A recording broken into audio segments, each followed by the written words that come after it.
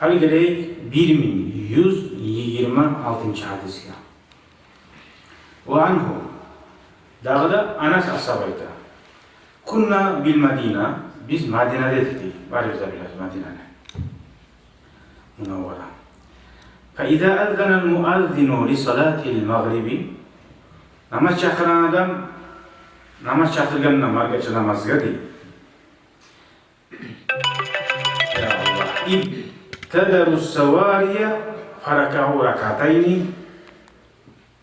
Ashablar kayda şu bizzat varmışsa her şuna namazlarını şu yerde maydanlar bilmeyin. Bir aldığında bağına var. Ya da tamga var, yok bulup kılmakla anlatırız. Ashablar namaz çakırma hadisi bir tane artına yayınlayıp şu al-gasab diyor. Al-gasab diyor. Niye al-gasab? Markaçı namazında vakti kıskasar uzak tutamaydı. Al-gasab faraka orakatayın 2 rekat namaz kılıydı. Yengili kaydada.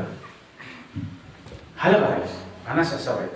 Hatta inner racülel garibe la yedhulul mascida. Ya adam gelse değil mascid gereği. Bulaş bir Müslümanların cemaat ahlutu bu yat adam. Girip mascide gelse feyahsabu annas salata kad sulliyat min kasrati man yusalli imadi. Aniden bir koşumalım gelip görse bak, onunla namaz kılan adam var, bak namaz kılıp bitip, rahtibatlar kılan kelimesine geliyor. Şu kılagalların kopluğunu değil sana ona. Hadi sen bir meclikke, hadi şimdi uzun oylaşıkları, girdin markaçı namazga. Kırdan geldin, bize yorulma ki hadi şu namaz çakırgan, bari halk uğrutu namaz kılan. Sen de siz gelince namazlar kılıp bitip, markaçı, hadi rahtibatlar kılan durardı. Şu kuyuda esti geleydi, kırdan bir yakadan gelse, şunca kadar şu adamlar şu sünneti yürüteydi.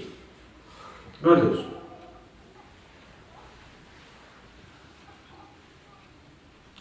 Ay ashabların kovusu radıyallahu anhum dayınçılık etedi. Şu 2 rekat markaçı namazını aldığından elinden sünnet namazı verdi. Ama markaçı namazını artığından kılınan 2 rekat atibat o dağda bir kuşku sünnet. Onu şu koymak, onu kılmaya koymak haydi izzeteydi amaç. Barakallahu fikum velhamdülillahi rabbil alemin.